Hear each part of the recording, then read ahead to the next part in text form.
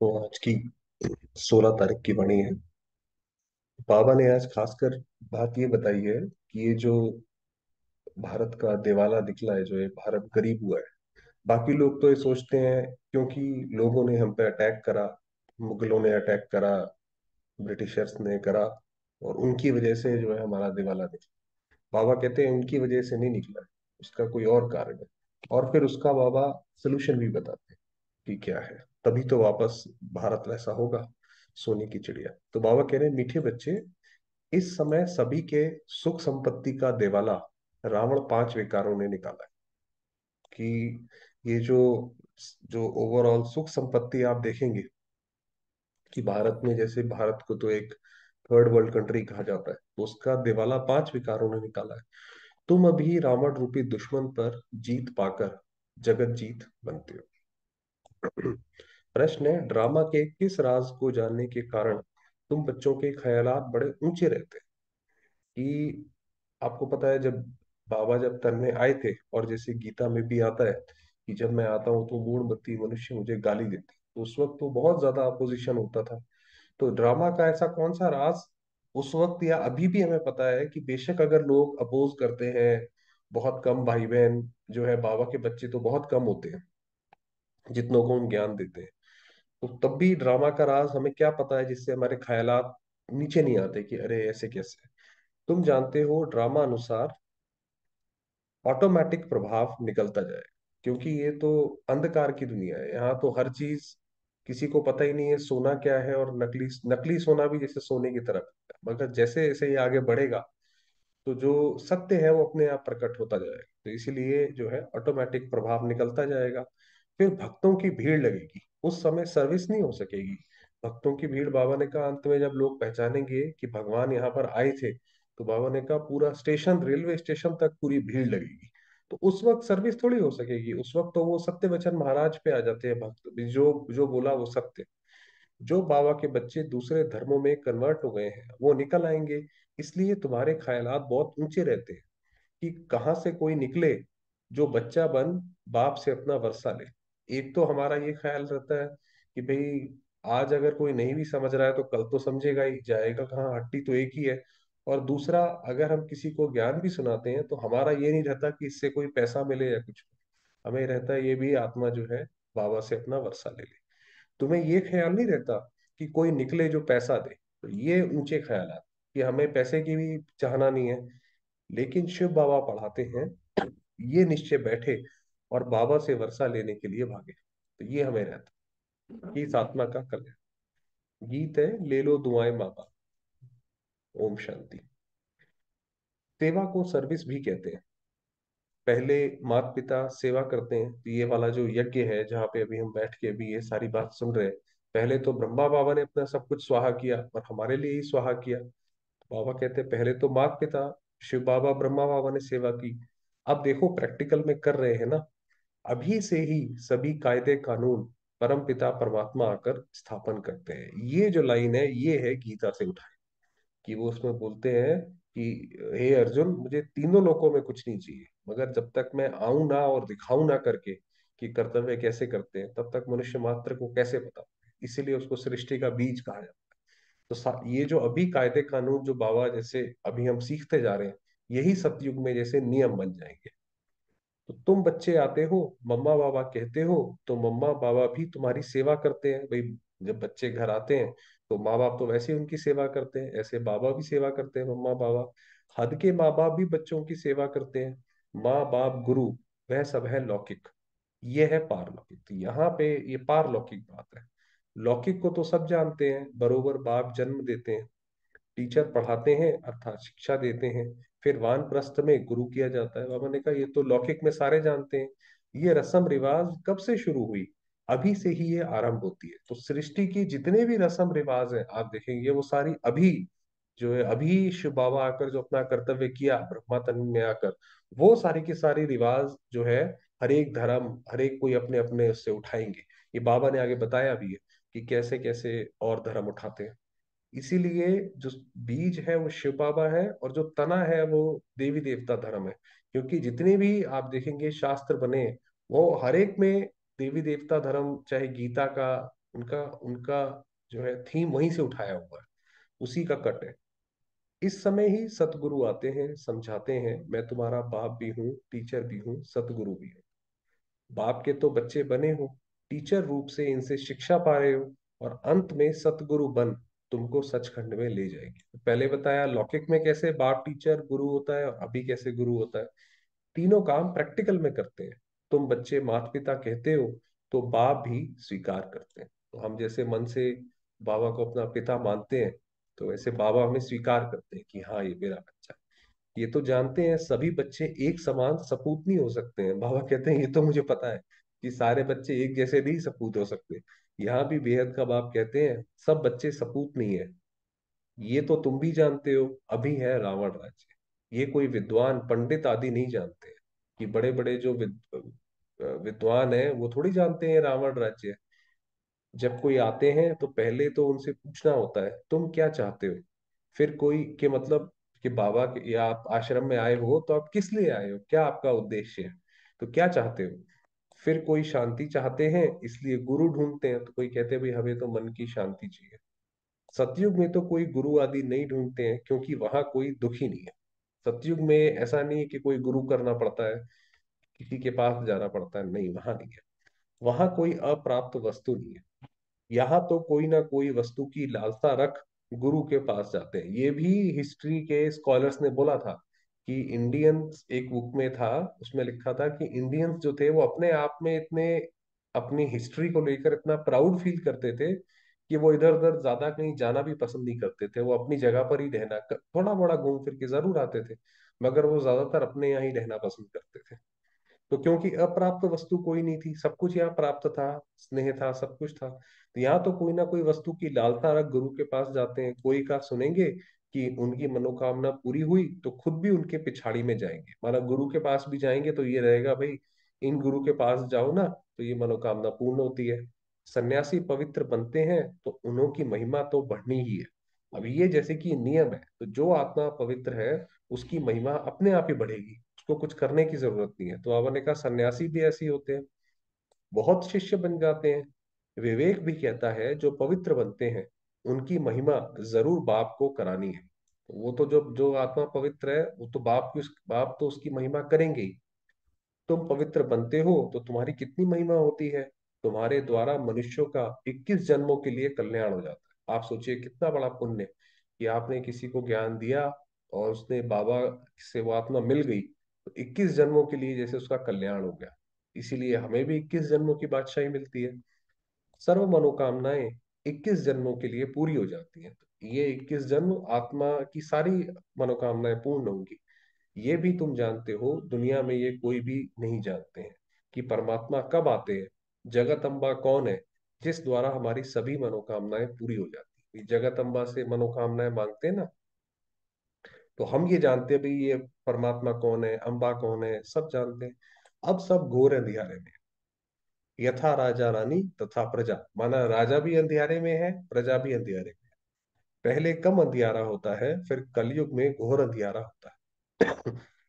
कि जब द्वापर से जब शुरू हुआ तो धीरे धीरे करके वो अंधकार बढ़ता चला गया। माया के राज्य को घोर अंधियारा कहा जाता है। बाप कहते हैं भारत का बड़े से बड़ा दुश्मन भी माया रूपी पांच विकार है। तो भारत का जो दुश्मन है वो ये पांच विकार है। गीता में यही बोला गया, काम क्रोध लोभ मोह अहंकार ये दुश्मन है। ये नहीं बोला गया कि मुगल या क्रिश्चियन या बाकी लोग जो है वो दुश्मन है। तुम जानते हो इस माया रावण ने सीताओं को हरण किया, अर्थात अपनी जंजीरों में कैद किया है। तो ये जो कोई ऐसा नहीं कि कोई श्री राम थे उनकी सीता थी, ये तो सिंबॉलिक है। हम सारी सीताएं हैं। जब हम लक्ष्मण रेखा से बाहर निकलती हैं तो जैसे रावण हमें उठा के ले जाता है, तो हम रावण के उसमें चली जाती हैं, दुखी हो जाती हैं।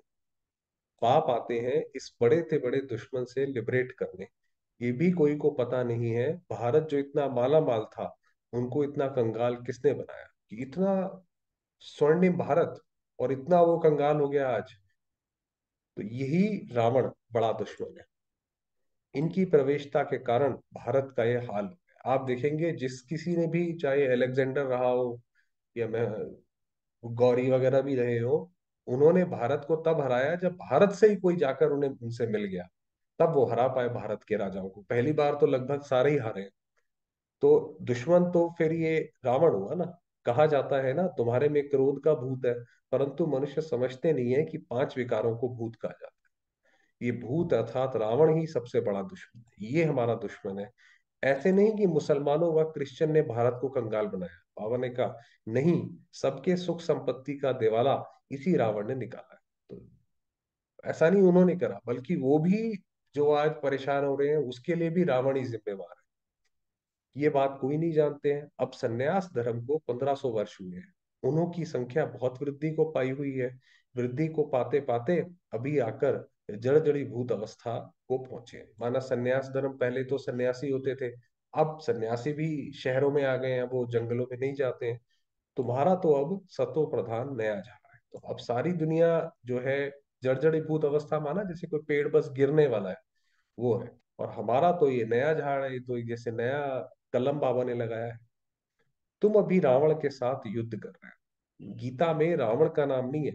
आप देखिए पूरी गीता में तो श्री कृष्ण ने हर जगह तो छल से सारे महारथियों को मारा है। तो लोग यही बोलते हैं कि भाई जब उन्होंने अधर्म का सहारा लिया तो हम कैसे धर्म के मार्ग पर चल सकते हैं। तो वो वास्तव में सही बात नहीं है। ये है कि वो रावण का नाम नहीं है। उन्होंने फिर हिंसक युद्ध दिखा दी है। बाप कहते हैं तुम इन 5 विकार रूपी रावण पर जीत पाने से जगत जीत बनेंगे। अन्य सभी धर्मों को तो वापस जाना है, क्योंकि सतयुग में तो होगा ही एक धर्म, एक राज्य। इसलिए सतयुग में कोई लड़ाई झगड़े की बात ही नहीं है। एक धर्म, माना जो सारे के सारे प्रजा भी है, वो सिर्फ एक मत होगी, एक ही धर्म को पालन करेगी, तो झगड़ा होगा ही नहीं। सो जिन्होंने कल पहले लिया था, जो सूर्यवंशी बने थे, वही सतो प्रधान नंबर 1 राज्य करेंगे।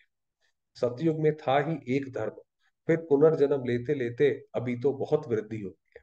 तो जैसे पहले सतयुग में था एक धर्म, वो धर्म नीचे नीचे गिरा, फिर दूसरी दूसरी आत्माएं आती गई सृष्टि को जैसे थमाने के लिए। करते करते जब किसी से भी नहीं थमती, जब सृष्टि गिरी जाती है, जैसे आज पतित हो ही गई, हर एक दूसरी आत्मा जैसे पतित है, विकारों के बारे में ही सोचती है, तब भगवान आते हैं। जैसे अन्य धर्मों में भी अनेक प्रकार की वृद्धि हो गई है, वैसे इसमें भी ब्रह्म समाजी, आर्य समाजी, सन्यासी कितने हैं, वंडर है तो सभी भारतवासी एक आदि सनातन देवी देवता धर्म के हैं ना भाई। अगर कोई धर्म सबसे पुराना है तो सारे उससे ही तो कन्वर्ट हुए होंगे। सिजरा तो ऊपर से वही चला आता है ना। सिजरा माना जो वृक्ष बढ़ता है, वो तो तने के बाद जो वहीं से बढ़ता चला जाता है, तो वहीं से निकलते हैं। भारत खंड है सचखंड, जहां बाप आकर देवी देवता धर्म में ट्रांसफर करते हैं। अब जो है ये भारत जो है अब सचखंड बनेगा। अभी तो झूठ खंड है, हर जगह झूठ झूठ झूठ है। तो वो उससे हर जगह सच हो जाएगा, वो सचखंड कहलाएगा। ये तुम जानते हो, पहले 7 रोज भट्टी में रख शुद्ध से ब्राह्मण बनाना पड़ता है। तो पहले जब बाबा से कोई मिलने आते थे, तो बाबा, तो बच्चे उनको पहले 7 दिन भट्टी में रखते थे। बाहर किसी से मिलना जुलना नहीं, सिर्फ ज्ञान योग। उसके बाद जो है फिर ब्राह्मण कहलाता था। सन्यासियों को तो वैराग्य आता है जो जंगल में चले जाते हैं, उन्हों का रास्ता ही अलग है। घर बार छोड़ जाते हैं, सन्यासियों का तो बिल्कुल अलग धर्म है। उन्हों को कोई तकलीफ नहीं है। क्यों तकलीफ नहीं है? क्योंकि उन्होंने तो घर बार छोड़ दिया। तो जो भी विकार हो सकते थे, काम क्रोध, वो तो पहले ही छोड़ दिए उन्होंने, तो इसलिए। मगर हमें तो बाबा कहते हैं कि नहीं, परिवार में भी रहो, गृहस्थ में भी रहो, और पवित्र भी रहो। तो इसलिए हमें थोड़ी ज्यादा वो है। तो बाबा कहते हैं उन्हों को कोई तकलीफ नहीं है। हाँ, मनसा में तो संकल्प आएंगे। काम विकार से तो छूट ही जाते हैं भाई, जब अलग हो गए तो काम विकार तो छूट ही गया। बाकी क्रोध आता है, उनमें भी नंबर वार तो होते हैं ना। सन्यासियों में भी आप देखिए क्रोधी बहुत होते हैं। इसलिए कोई उत्तम, कोई मध्यम, कोई कनिष्ठ, कोई तो एकदम डर्टी भी होते हैं। सतयुग में भी भल सुखी तो सब होते हैं, परंतु नंबर वार मर्तबा तो है ना। सतयुग में ऐसा नहीं है कि हर एक व्यक्ति एक ही मर्तबे का है, मर्तबे अलग अलग हैं। मगर वो मर्तबे जो मिले हैं वो धारणा के आधार पर मिले। जो नौकर है उसकी धारणाएं कम है, और जो मालिक है उसकी धारणाएं ऊपर है। इसलिए नौकर को कभी ये लगता ही नहीं कि मैं मालिक बनूं, क्योंकि उसकी धारणाएं उसी तरीके से श्री नारायण की जो जो धर्म की सत्ता है, जो धारणा है, वो इतनी ऊपर है कि उसकी प्रजा को लगता ही नहीं। उन्हें लगता है हमारे राजा ही सबसे ऊपर है। तो जैसे वो उनके सामने झुकते हैं। सूर्यवंशी राजा रानी प्रजा, चंद्रवंशी राजा रानी प्रजा, उत्तम मध्यम कनिष्ठ तो होते हैं, ये सभी धर्मों में होते हैं, ऐसा सभी धर्मों में होता है। तो बाप सभी राज बैठ समझाते हैं, तो पूरी सृष्टि का राज जैसे बाबा ने बताया कि सतयुग में कैसे काम चलेगा, भारत कैसे गिरा नीचे। इस मार्ग में डिफिकल्टी बहुत है, संन्यास मार्ग में इतनी नहीं है। सन्यासी किसी ने बनना हो, सरकार थोड़ी उसको रोकती है। मगर यहाँ पे पहले भी बहुत ज्यादा इसका पोजीशन होता था कि ये कौन सा नया धर्म आया है। उन्हों को तो वैराग्य आया, सन्यास लिया, खलास, बस चले गए, चाहे शादी करी नहीं करी छोड़ देते थे बस। वो तो कोई कोई फेल होते हैं, बाकी जो पक्के होते हैं उन्हों का वापस आना मुश्किल है। सन्यास फिर एक बार ले लेते हैं, फिर वापस नहीं आते। यहाँ तो ये है, गृहस्थ व्यवहार में रहते हैं पवित्र रहना। यहाँ पे तो बाबा कहते हैं ये मुश्किल है। बाप समझाते हैं बहादुर वह जो दोनों इकट्ठे रहो और बीच में ज्ञान योग की तलवार। माना हस्बैंड वाइफ साथ में रहे और विकार में ना जाए, बीच में ज्ञान की तलवार हो। ऐसे एक कहानी भी है कि उसने कहा, घड़ा भल सिर पर रखो, परंतु तेरा अंग मेरे अंग से ना लगे। वो माना वो पानी का घड़ा था, तो कोई माता भर रही होगी, तो किसी ने उसने हेल्प मांगी, तो उसने बोला कि देखो घड़ा तो रखो, मगर अंग से अंग टच नहीं होना चाहिए। अर्थात विकार की भावना ना, तो माना जैसे साथ में भी रहते हैं तो विकार की भावना ना हो, वो बात है। उन्होंने फिर शरीर समझ लिया है, बात सारी विकार की है। अर्थात नंगन नहीं होता है, काम अग्नि में जलना नहीं है। बड़ी मंजिल है तो प्राप्ति भी बहुत बड़ी है। मतलब काम विकार में ना जाना, ये बड़ी मंजिल है। दुनिया में तो हर जगह काम विकार है, और बाबा हमें उससे क्या कहते हैं, लड़ना सिखाते हैं। सन्यासी पवित्र बनते हैं तो उन्हों की भी कितनी प्राप्ति है। बड़े बड़े महामंडलेश्वर बन बैठे हैं, महलों में रहते हैं, बहुत लोग जाकर पैसा रखते हैं, चरण धोकर पीते हैं, बहुत महिमा होती है। तो ये क्यों होती है इतनी सारी उनकी? क्योंकि वो पवित्र, चलो जैसे भी हैं, जितना भी हो सकते हैं, वो पवित्र आत्माएं जैसे मानी जाती हैं, इसीलिए उनकी महिमा है। परंतु नंबर वन महिमा है ईश्वर की। और ईश्वर की जो महिमा है उसके लिए वो तो सदैव पवित्रता का सागर है, उसके ऊपर तो कभी लेप शेप लगता ही नहीं है। तो वही स्वर्ग का रचयिता है। अब जो दुनिया हो गई है, ये झूठ की जो दुनिया हो गई है, इसको बदल के वो स्वर्ग की दुनिया बनाएगा। ये उसका काम है। तो वहां माया का नाम निशान नहीं रहता। सतयुग में ये माया, विकार, झूठ कुछ नहीं रहेगा। चलिए, समय हुआ है, वरदान रखते हैं। बाबा ने वरदान दिया, अपने अनादि स्वरूप में स्थित रहे, सर्व समस्याओं का हल करने वाले। कि कोई समस्या आए, आपको लगे बहुत मुश्किल है, अपने अनादि स्वरूप में स्थित हो जाओ कि मैं आत्मा परम धाम में कैसी थी, तो उसमें टिक जाओ, एकांतवासी भाव, तो समस्या को हल कर पाओ। तो कैसे? आत्मा का स्वधर्म, सुकर्म, स्वस्वरूप और स्वदेश शांत है। जैसे शांति तो उसके अंदर अंतर्निहित है, बैठी हुई है अंदर। संगम युग की विशेष शक्ति साइलेंस की शक्ति है। कोई भी चीज आए तो बिल्कुल साइलेंस में चले जाओ। आपका अनादि लक्षण है शांत स्वरूप रहना और सर्व को शांति देना, ये हमारा लक्षण है। इसी साइलेंस की शक्ति में विश्व की सर्व समस्याओं का हल समाया हुआ है। जितनी भी, जैसे बाबा ने कहा, विश्व की जितनी भी समस्याएं हैं वो सब इस शांति से हल हो सकती हैं। शांत स्वरूप आत्मा एकांतवासी होने के कारण, एकांत माना एक के अंत में, एक बाबा के अंत में खोई हो। एकांतवासी होने के कारण सदा एकाग्र रहती है, उसका मन हिलता नहीं है, क्योंकि बाबा में टिका हुआ है। और एकाग्रता से परखने व निर्णय करने की शक्ति प्राप्त होती है। तो जब एकाग्र हो गई, तो फिर तो जो चीज जैसी है, पानी जैसे ठहरा हुआ है तो सब पता पड़ता है कि पानी के नीचे क्या है, तो फिर शक्ति प्राप्त होती है। जो व्यवहार, व्यवहार माना जब हम किसी के साथ डीलिंग में आते हैं, तो व्यवहार और परमार्थ दोनों की सर्व समस्याओं का सहज समाधान, उससे सहज समाधान हो जाएगा।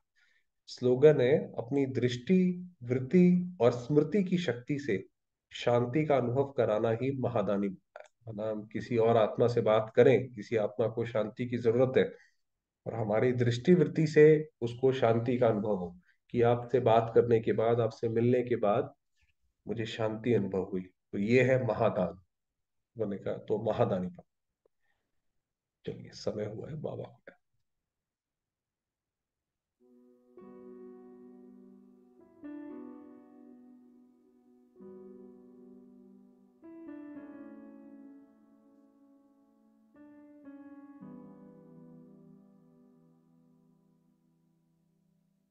मैं आता हूँ। ज्योतिर्बिंदु।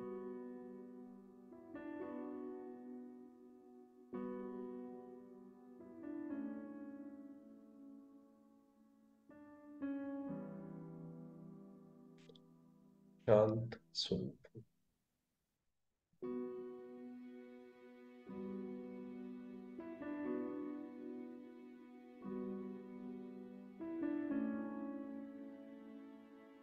शांति की किरणें चारों ओर फैला रही हैं।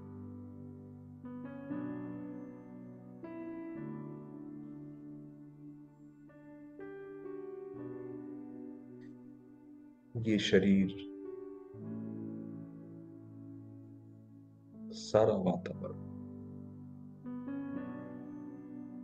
शांत।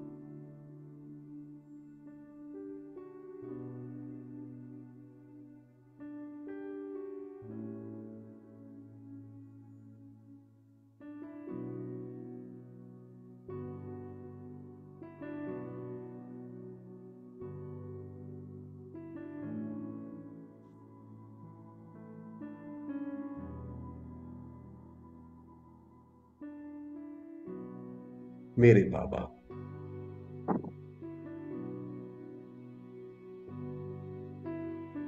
मेरे मीठे बाबा,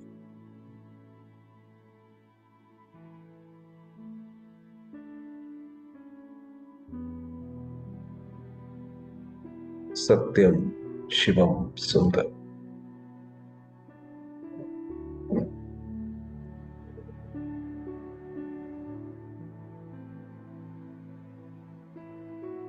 ज्योतिर्बिंदु,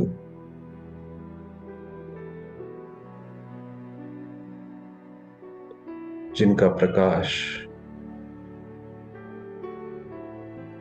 पूरे परम धाम में फैला हुआ है।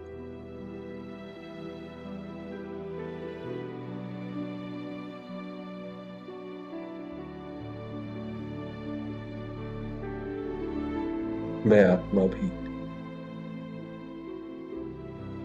बाबा की किरणों में समाई हुई।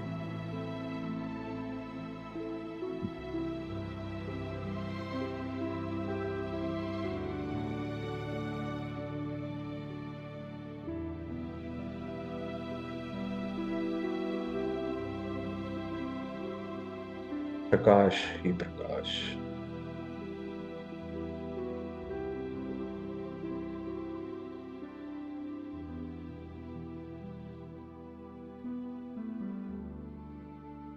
मेरा मन शांत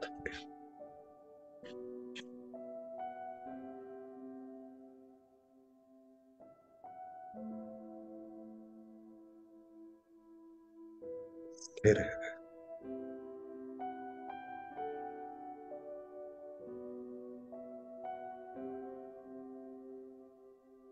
एक बाबा को देखती जाती है।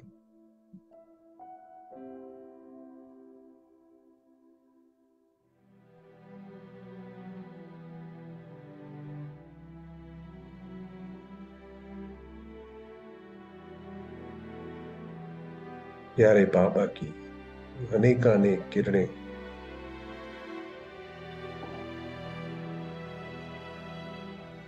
मुझ आत्मा पर पड़कर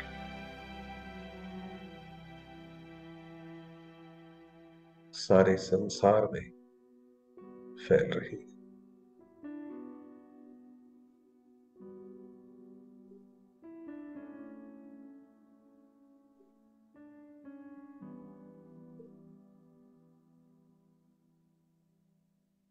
सर्वात्माओं को, प्रकृति को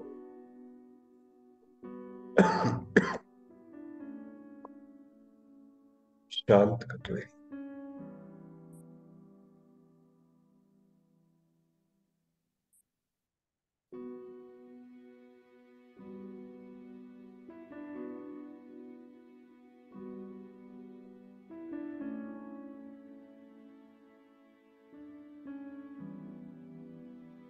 सर्वात्माएं ज्योतिर्बिंदु।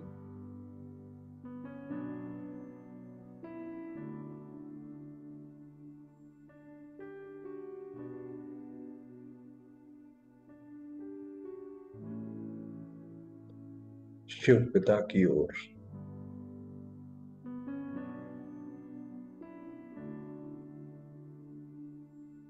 आकर्षित हो रही है,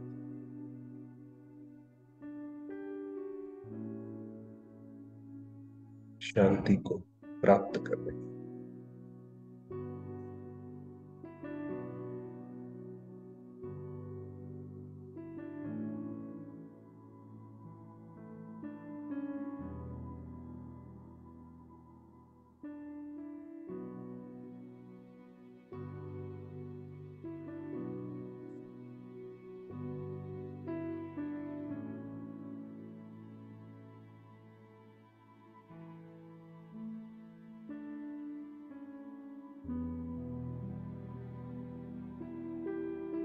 मैं आत्मा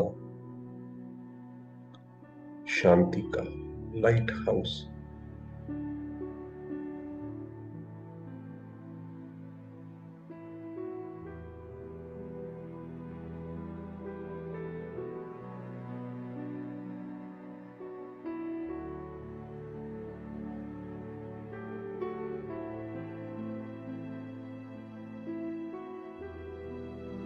शिव की पार्वती हूं।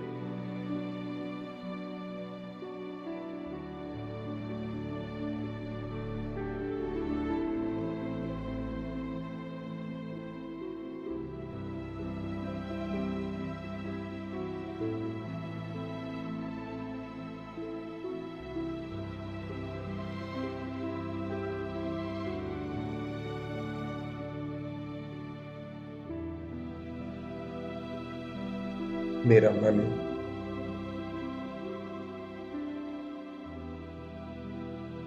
शांति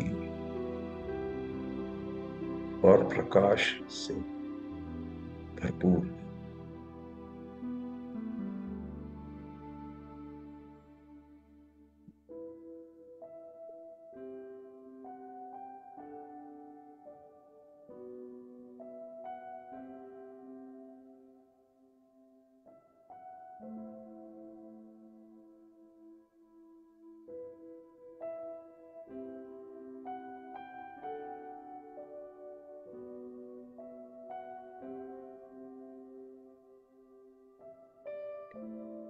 मैं आत्मा अपने बाबा के साथ कंबाइंड